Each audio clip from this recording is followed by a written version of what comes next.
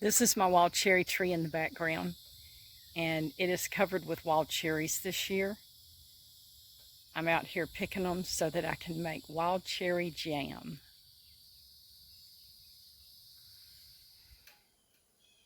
I've picked all the cherries that were ripe, and now I'm going through them and cleaning them.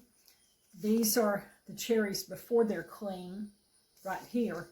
And these in my lap are the ones after they're clean.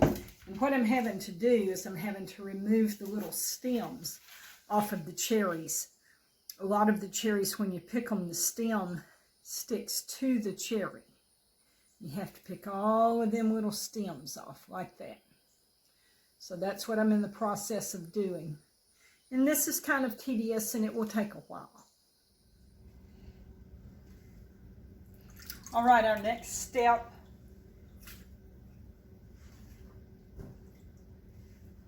we've gotten the stems all cleaned off of these little wild cherries, and our next step is to rinse these wild cherries really good.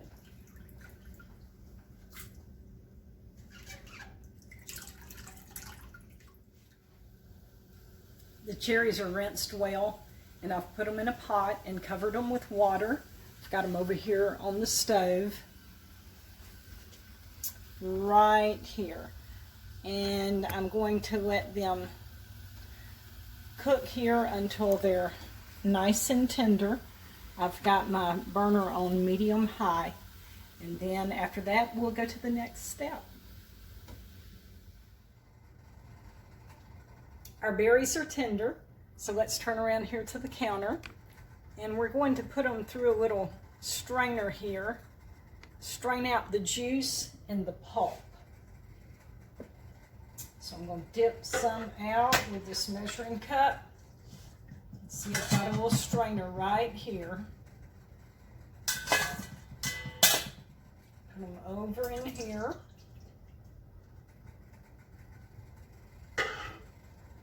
And I'm just going to take this spoon here and press them through this little strainer. That'll get the juice and the pulp out. And it will leave the seeds.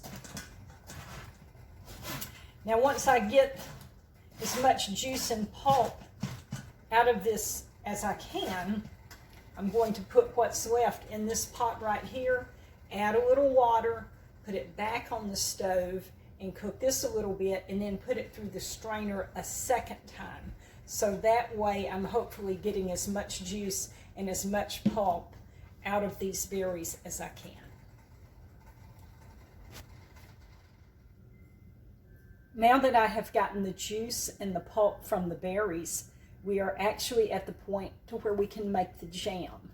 So there's a good long process to actually get to this point right here. I have enough juice and pulp to make 3 recipes of cherry jam. So we're going to start with our first recipe. I have 3 1/2 cups of juice right here in my pot. I need to take 1 package of surejell and mix with that. So let me get the surejell poured in here.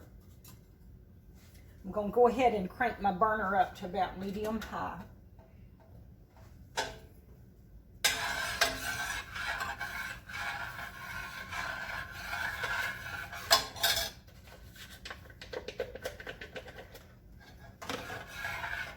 Okay, we're going to stir this surejell in here real good. Now, what I need to do is let this come to a boil. And once it comes to a boil, we'll be ready to add 4 cups of sugar. Okay, our juice is boiling, so let's get our 4 cups of sugar. We want to add that in there. Now, let's stir that up good, and we're going to need to let this come back to a boil. Once it comes back to a boil, we're going to boil it for 1 minute, and then it will be ready to go in the jars. Now, I need to show you a few things while we're waiting on this to come to a boil. That is, right back here, I've got my Waterbath canner. You can see that right here. And I sterilized my jars. I've got water in there. I put my little jars, I washed, cleaned my jars good, stuck them over in there, and boiled my jars for 10 minutes. That sterilizes my jars.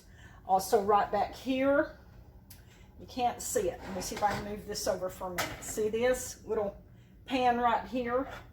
I've got my lids in there, and I have sterilized my lids. I've boiled my lids there for 10 minutes.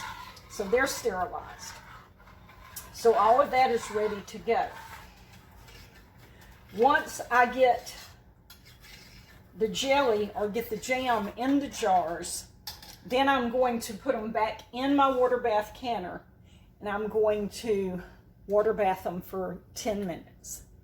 Then they'll be ready to just set on the counter, and we'll let them set overnight. We'll listen for the lids to pop, and in the morning I'll check all the lids, make sure they're sealed, and we'll be done.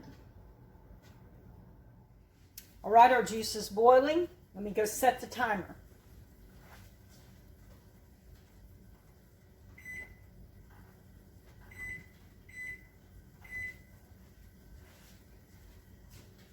All right, I'm going to have to lift it up just for a minute because it's about to boil over.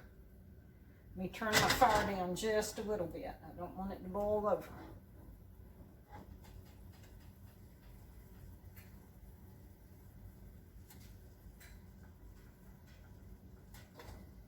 Got some leftover biscuits, and as soon as some of this gets ready, I'm going to try it out. Okay, our minute is up. I've got the pot off of the burner sitting right over here, and we're going to go ahead and jar this stuff up.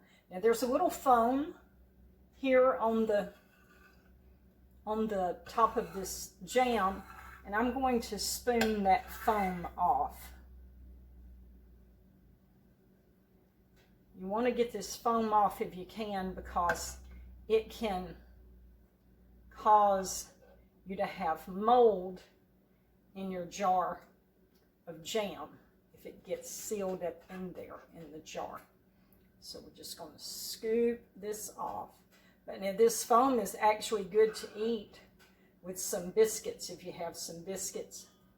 There's nothing wrong with it as far as just eating it like this. You just don't want it sealed up in your jars. Okay, I've got the foam off. Now, y'all see this pretty little blue jar? My daughter Rebecca, she gave me some fig preserves in that little blue jar. And that is so cute. Blue is my favorite color. All right, we're going to fill these jars up.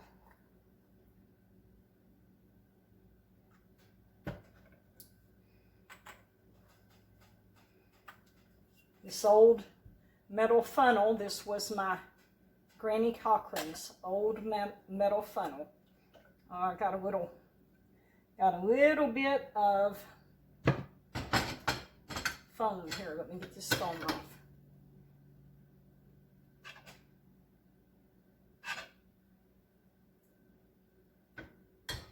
My Granny used to make jelly as well.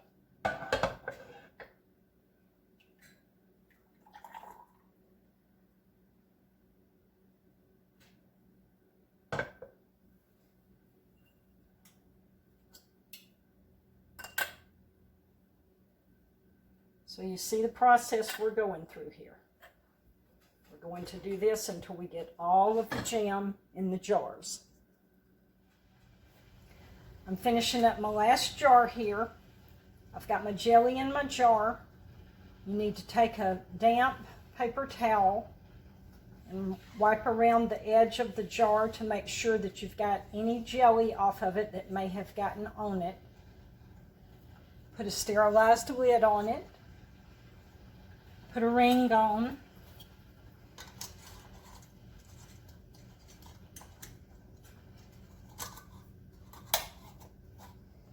And then I hold the bottom with a towel because it's hot, and then just hand tighten it.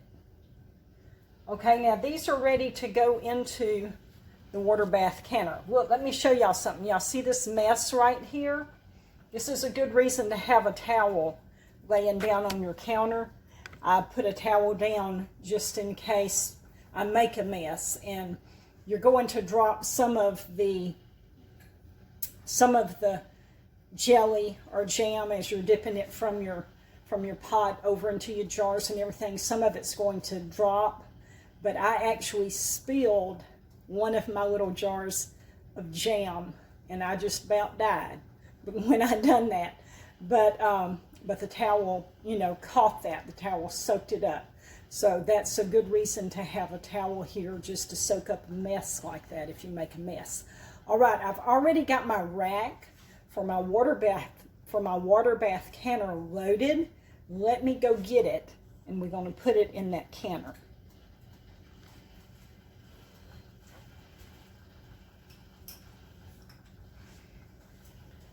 Okay, here it is right here. We're going to put it down over in here. Okay, now you want the water to be at least 2 inches over the tops of your jars there, and it is. It's 2 inches over at least. And I want the water to come to a boil, and then I'm going to let it boil for 10 minutes. These other jars, I've got several jars.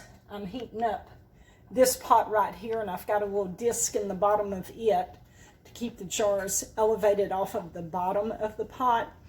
If you set them jars straight down on the bottom of the pot, it could easily make them burst open. So my remaining jars I'm going to put in this pot right here. In fact, I'll just go ahead and show you what I'm doing here. Let me pick them up. Just set them over in here.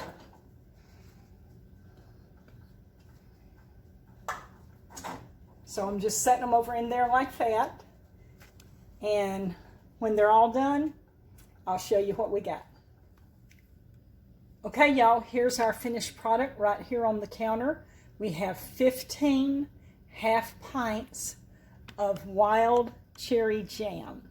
And I have 1 pint of wild cherry jam that I put in the refrigerator. I made 3 batches of jam, and there was a little bit left over from each batch, and so I put that in a pint jar, and I put that in the refrigerator, and we'll just go ahead and eat that first.